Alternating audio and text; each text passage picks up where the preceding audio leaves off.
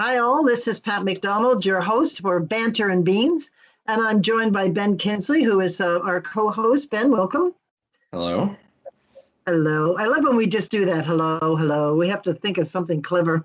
I know. But anyway, Ben and I started this summer to try to update you all on the many bills that passed while we were out having our coffee. Get it? Banter and Beans. Yeah.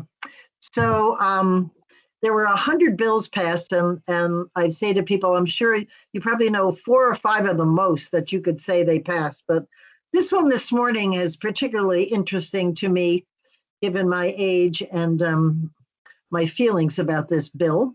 But it's Act number 62, which is Senate Bill 25, and it's an act relating to miscellaneous cannabis regulation procedures. The lead sponsor was Senator Joe Benning. And I actually have an email into him about one of the provisions of this bill. You know, they also, Ben, completely duplicated a paragraph on advertising, which I'm very surprised because legislative counsel is always so good at all this stuff. So yeah, they're usually on top of that. Oh yeah, I just can't, because which would mean if they take it out, they're going to have to renumber this is a pretty big bill. It's got lots of pages. But I read it and I said, I read this before. And I looked and it was identical. So they, for some reason, duplicate a whole paragraph on advertising. So, but we're not going to repeat it twice. We'll give you a summary and then we'll get into the nitty gritty, which is some of it very interesting, I find, especially the money angle. But anyway, Ben, why don't you start us off with a summary and we'll just get going. Sure. Yeah. So this bill is an update to so the bill we're looking at is S25, which was enacted as Act number 62, and Great. basically what this does is update a law that was or bill that was passed in 2020, so a year previous, and it establishes some new provisions within the medical and adult use cannabis regulatory system, and that things like adding members to the cannabis control board's advisory committee, so the CCB's advisory committee, and it requires them to report to the legislative committees prior to the legislative session. So in this case, October. Regarding recommended fees for activities that are regulated by the CCB. Right. So there's a number of things that are regulated by it. This is sort of professionalizing this, so sort of like what we do with the Alcohol Control Board. It's kind of the same idea. And then it also requires a second report in November on whether licenses should be permitted to be given out for products, for certain types of products, particularly ones that have a threshold of 60% or more THC. So that's sort of the things that they're figuring out. Not unlike what the Alcohol Control Board does for regulating liquors and like what limits are legal and where they can be sold and how they can be sold and that sort of thing. So this is the one other thing is that they were wondering whether the CCB should be permit hemp or CBD to be converted to Delta 9 THC, and I looked that up. Right now, we're working with Delta 8, but Delta 9 has some serious side effects. And so I'd be very curious to follow that. The Delta 9, I know nothing about most of this, just for the record. But from what I read, it's pretty powerful stuff. And I'm not sure why one would want to make it Delta 9 instead of Delta 8, which is what we're dealing with now. But there you go. Yeah, and that's part of the process of creating a CBD product, which is the non-psychoactive component in marijuana, and hemp. It's in hemp as well, but that CBD is kind of the one that has all of like the healing properties, calming effects, like that sort of thing. Like you'll see dog chews that have CBD in them to help, dogs who have anxiety issues, so you actually see that probably more for dogs than you do for humans, although it is a thing for humans as well. Really? Just, you know, My dog, when I say car, she's ready to go. yeah, there you go. She loves it. Anyway, okay. So do you know the difference between Delta 8 and Delta 9? I looked it up, but it was total too technical for this brain. No, I don't. I don't understand the difference between the two. I know that Well, there I is. think you will if you try it. It'll knock you out. I'm guessing it's a way that a difference between how either the THC molecule is bonded. That's my guess, but Uh, that would be well, my. we'll see. We'll see. They'll probably say yes because according to this bill, we are making this a very big part of our economy. So let me continue on with the summary. They're going to establish one full-time exempt general counsel and a full-time administrative person to help the advisory committee and the board. They establish advertising restrictions for advertising cannabis, and we'll go over that in just a minute.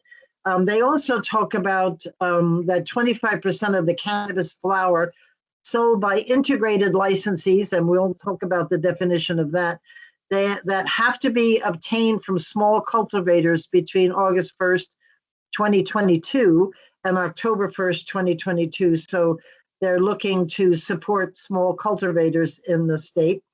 They're also establishing the Cannabis Business Development Fund and to provide low interest rate loans and grants to social equity applicants. And we'll get into the definition of that. And that the grants are to pay for ordinary and necessary expenses to have an establishment. They're also going to transfer the medical cannabis registry program, which is currently resides in the Department of Public Safety, over to the board, along with staff and whatever that may be. And they also require that the Vermont Criminal Justice Council report to legislative committees regarding funding for what advanced road impaired driving enforcement training. And they have a ARIDET, however one says that. It's the being able to test for, it's not intoxication, for impairment, I presume, to be able to test on the roads if paid or not.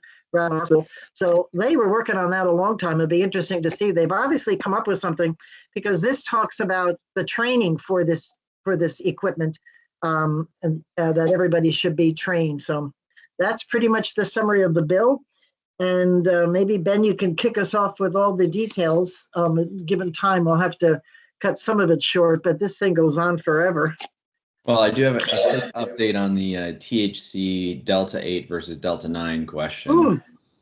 Please do it. So they are, I didn't find a whole lot out about the difference between the two compounds, but it does help. But I did find some information that's helpful in the context of what we're talking about. Yeah. So, so the real difference between Delta 8 and Delta 9 does appear to be a stronger cannabinoid.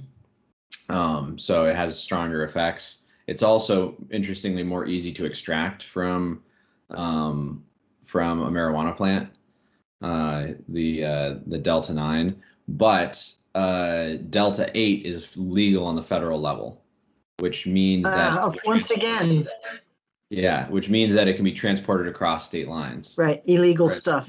Whereas Delta 9 is not legal on the federal level, which means that states that legalize Delta 9, it has to be produced within the borders of the state. It can't be transported. So that's the real difference from a regulatory standpoint, is that well, because I read it, it talked about. So for folks that are familiar with the 2020 legislation, this continues that basically by requiring municipalities who want to allow retail cannabis to vote, have a public vote with Australian ballot, in order to allow retail sales to happen in their municipality. So this bill continues that. It doesn't. basically what that means is it doesn't legalize retail cannabis everywhere in the state automatically. Each municipality has to opt in, is essentially how that works. We had a vote in Berlin that said they would allow cannabis stores in Berlin. So a lot of towns already voted on whether you want it or not. Yeah, and my understanding of that too is, and this bill doesn't get into it, I think the previous bill did. So municipalities can either do a straight yes or no vote. They don't get to like do a halfway, we want to add additional regulations, or we don't, we want it to be whatever. They can somewhat manage where those stores get located through zoning. Like they can use their zoning laws to kind of manage where those stores get located, but it can't be in the vote itself. It can't be a qualification in the vote on legalizing the retail. They can also ask for fees, local fees, I read in the bill. So yeah, they can add a local option tax. Yep. Yep, they can add a local option tax to it. All right, so the CCB is required to provide recommendations to the General Assembly. This was supposed to be in April 1st of this year, so it's going to be interesting to see. And this is a report on what appropriations they feel like they need, in addition to the other two reports that are due in October and November. Right. And then also as part of that, they're going to ask for, again, the November report is going to contain what fees or administrative costs they believe need to support the CCB. So this is really sort of just professionalizing this particular board that was established in 2020, creating a revenue stream for it, getting the reporting and stuff in there. So there's a couple full-time positions that it adds. This is again sort of the professionalization of this board. It adds a full-time exempt general counsel and a full-time classified administrative assistant. So so it adds those two positions to the board. And then let's see.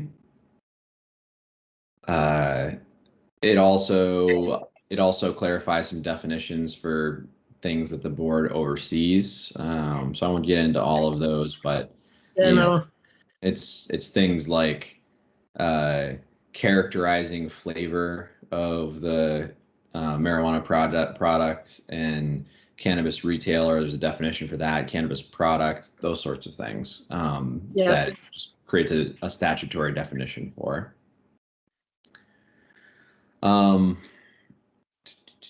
Let's see. Do you have in front of you a list of it's 5 members on the board, which was clarified in the original bill, and this is 14 members of the advisory board, but the area of expertise, I don't know if you have those notes, it was out of section 2 that it is a laundry list of background that they want these people to have.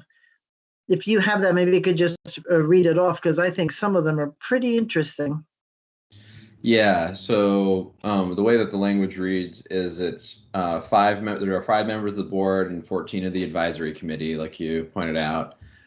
They're supposed to all be on the advisory committee. They're supposed to be all from different areas of expertise, to include public health, agriculture, laboratory science, systemic social justice and equity issues, women and minority-owned business, substance misuse and prevention, oversight, an advisory council. They want a representative from that committee, someone from the cannabis industry, business management, a representative for municipalities, public safety, criminal justice, natural resources, and they also statutorily added the chair of the cannabis for symptom relief oversight committee. This was a previous board that regulated the medicinal use of marijuana. Still exists and still functioning for that particular purpose. So that's separate from this board, which is focused on recreational use of marijuana. So good luck to them with 14 members. yeah, 14 steering with That's 14 tough. members is difficult. So to be clear, though, the advisory board is 14 members. Then the actual cannabis control board is 5. Right. So Right. it's not as unwieldy as you would think. So Yeah, the no, 14, and then the advisory board reports into the board, so and they make the final recommendations of what goes to the legislature, which is good. yeah, it's difficult. Honestly, 5 is a good size. You see this, you know, the how big some of these government boards are. Right. And anytime you have like for example, the State Board of Education is 9 members, which is Yeah. really difficult to get consensus on anything Sure. among 9 members. Yep. So that's always something to take into Mm. consideration is like when it comes down to like decision making, sometimes less is more. So Well, especially with such a wide area of expertise required. I mean, it's you're not going to be able to please anybody ever, because there will always be somebody that's doesn't fit into what they're talking about because of their background and what their purpose is on the board. So I would not want to raise my hand.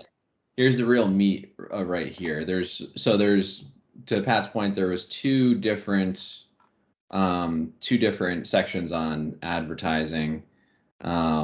There's a whole bunch of controls on what you can, how you can advertise recreational cannabis. So again, this is Right. separate than medicinal cannabis. This is a different quality. There's not, medicinal cannabis. There's testing in place and that sort of stuff, like quality assurances. For recreational use, there's not. So there's there's no one testing THC levels or CBD levels or anything like that. So there's certain things you can't do, like offer a prize or award or have it like raffle away product. Right. You can't advertise the curative effects of cannabis if it's a recreational product. You can't offer free samples, and you have to any advertising copy needs to be consistent with protecting public health and safety and welfare. So pretty similar restrictions to what we have on the Right. advertisement of alcohol. Pretty similar to those. So you know what they talked about in the first bill, and maybe those things are in place. They were going to have, like, we have smoke shops. They were going to have cannabis shops where you could go in, smoke or eat the product and relax, and it could be, on State Street, any town USA in Vermont. Is that still applicable? Are they still authorizing these? I don't know what they call them, but smoke shops or recreational? No, it looks like the way that these rules are written right now, it would not allow for that. Not that they couldn't do that in the future, where they could have a carve out specifically for, specifically for for those sorts of scenarios where you can have it in a controlled environment. Basically what I think they're trying to avoid is like someone setting up a booth at, like, say, a fair, giving out The samples. Champlain Valley Fair, right? So, but you think about this, bars can do this, right? You can go up to a bar. I was just going to say they sell wine. They sell wine, or you're like, hey, can I have a sample of that beer or that liquor or whatever, and they'll give it to you, like a little, so that you can taste it before you buy, whatever. So I do see that they will probably make that sort of carve out in the future for those sorts of situations. For alcohol, it's like you have to do that in a licensed retail facility, right? You have to be in a bar with a, and they have those signs on the doors that say no alcohol beyond this point, that sort of thing. Yep. So anyway. Let me just, Ben, I don't mean to interrupt, but there's in section 5, there was a lot of definitions, and the list just went on, and they're so obvious we don't need to read them, but there's a couple that I thought was interesting. It said integrated licenses, which means a person licensed by the board to engage in the activities of a cultivator, wholesaler, product manufacturer, retailer, and testing. So you can do more than one thing if you want to be licensed to sell cannabis. You can produce it, you can Yep. So that do allows for whatever. like farm stand sort of retail of cannabis. Right. And then there's the definition, people probably know what this is, but when they talk about the plant canopy, it means the square footage dedicated to live plant production, but does not include areas such as office space or areas used for storage of fertilizer, pesticides, or other products.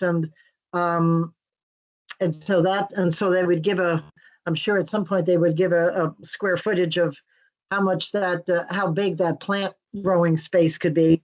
And then they gave a definition of a small cultivator, which means a cultivator canopy, there you go, or space for cultivating plants for breeding stock, or not more than 1,000 square feet. So if you're a small cultivator, the plant canopy can't be more than 1,000 square feet. So if you think about that, that's 1,000 square feet is that's not very much. Like, what I am very bad at spatial things. What would that be? Can you so give an example? yeah, let me see if I can kind of come up with give a good example of what that is. So that could be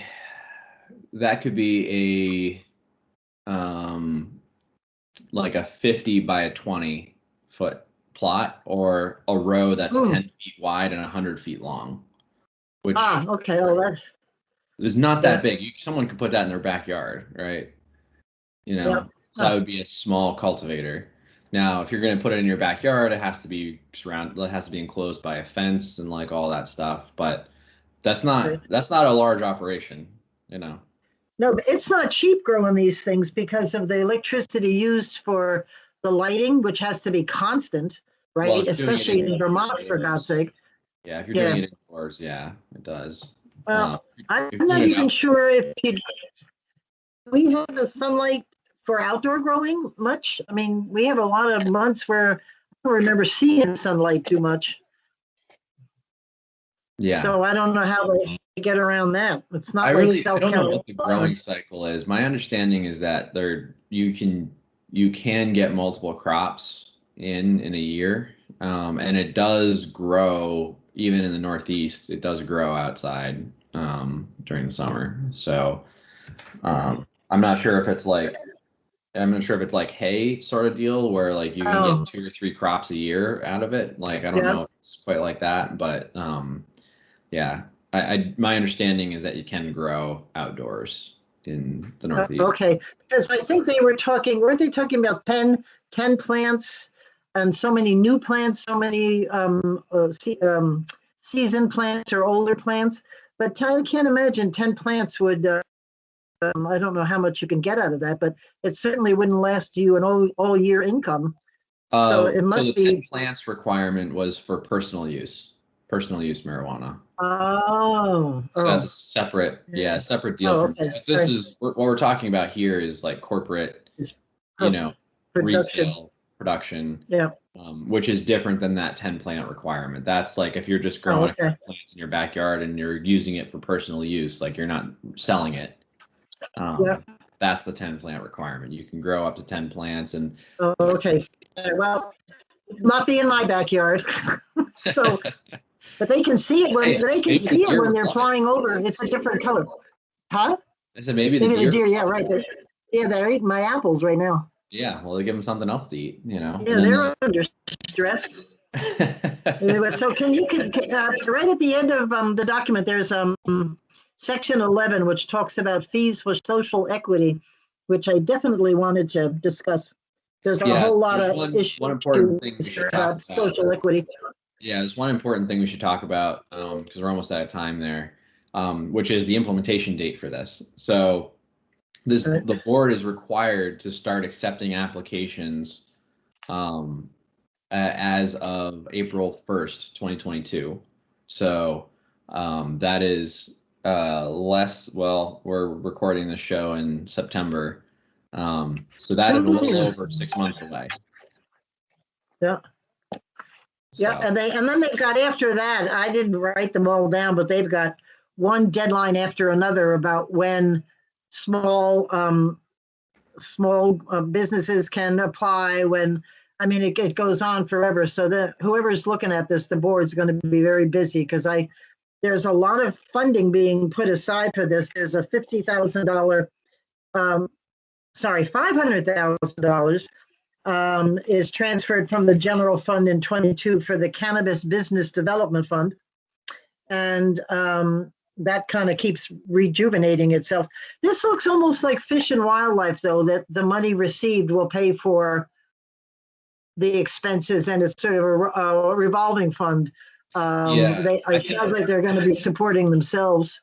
yeah, I think the reason they're kind of funding this up front with the Yep, understanding that it'll pay back. it'll pay back in taxes, right? So they're Right, going to be able to tax it, because they've been struggling with this for years. Like, what is the right formula? Because there's a whole nother piece of this that's not in the bill, that's not addressed in the bill, but is kind of sort of important, is that you need retail, right? So we have a black market in Vermont, like every other state. right, Well, every other state that doesn't have legal retail sale of marijuana, we have a black market. The trick is you've got to keep the cost of legal retail low enough that you eliminate the black market, which means you yeah, can't tax it too high and you can't regulate it too much because otherwise you don't get rid of the black market, which is one of the whole reasons that you're doing this, is to get a regulated market in place. And if your regulated product costs more than the black market product, you're never gonna actually kill off the black market. right, Um, so that's the whole one of the reasons of doing this is to get rid of the black market. And so one of the things they're doing here is investing, and to get that formula right, they're investing to help particularly small business, marijuana right, businesses, cannabis right, businesses get going, because they want those small businesses to be able to drive the black market retailers, out of business, is what they're trying to yeah. do. Well, they certainly are funding it because here's a part of the bill. There's one that talks about $10 million. We'll talk about that. There's established the Cannabis Business Development Fund, which shall be granted a one-time contribution of $50,000 per integrated licensing to be made on or before October 1st. So October 15th. So if you have an integrated license, you obviously could be granted $50,000 to get started. And they would like you to use that. They're going to use it for job training, technical assistance, to pay for any cost to administer the fund and to get the business going. And they would like it, most of the grants, to go to social equity applicants, those who have not necessarily been in the business world or having a hard time starting jobs. And then they also talked about, I actually, this is the thing I asked Joe, 30% of the revenues raised by the cannabis excise tax will not to exceed $10 million per fiscal year shall be used to fund misuse prevention programs. So we are, which is good. I mean, we have that for a lot of um, areas like uh, what is our big drug issue problem here? There's a lot of money that goes towards treatment for addiction and that sort of stuff.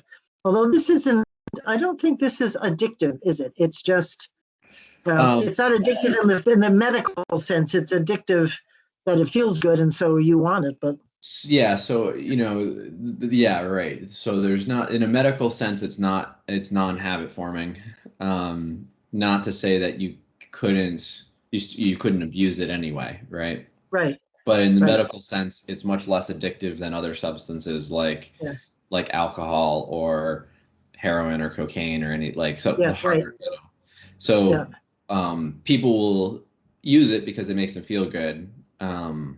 And it may even solve an issue for them, or address an issue for them. But yeah, it's from a medical sense, it's not addictive the right. way that other drugs are addictive.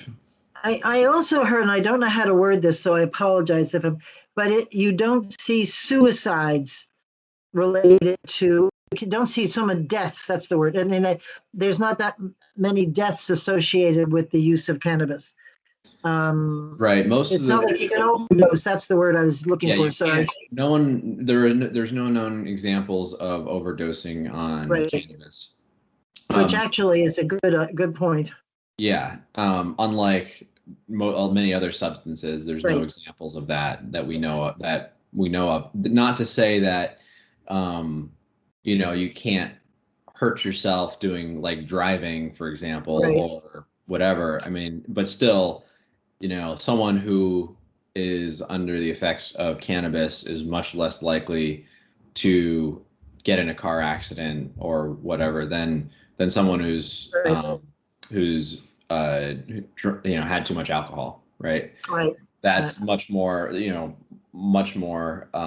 imperative than cannabis is. So there's certainly ways you could die or get injured because of the effects, but Right. the plant the compound itself, no one has ever died from. Yeah. Well, and that I must say that perked my ears up because I probably could tell from my comments that I wasn't exactly supportive of this, but I did like the idea that you could not overdose, which Yeah. is a selling point to me Well, because and people and use this. alcohol, you don't usually, not that it can't, but you don't usually die from the effects of drinking too much alcohol or consuming too much alcohol. It's actually, for alcohol, it's the withdrawal of not Right. having alcohol Or that good is, old sclerosis, is it sclerosis of the liver that could get you? or that. Yeah. But that's So, a long time. That's a long time effect. It's not take it and die. And this isn't a Narcan thing, is it? You just wait it out and you come back feeling better. yep, exactly. Okay, so I think we're sort of run out of time there, Mr. Kindle. If you want to close us out, and we'll see Sure. folks later. Well, thank you everyone for tuning in, and until next week, keep drinking your coffee and Yes. stay in tune with what's brewing in Vermont. There you go. Thank you all. See you.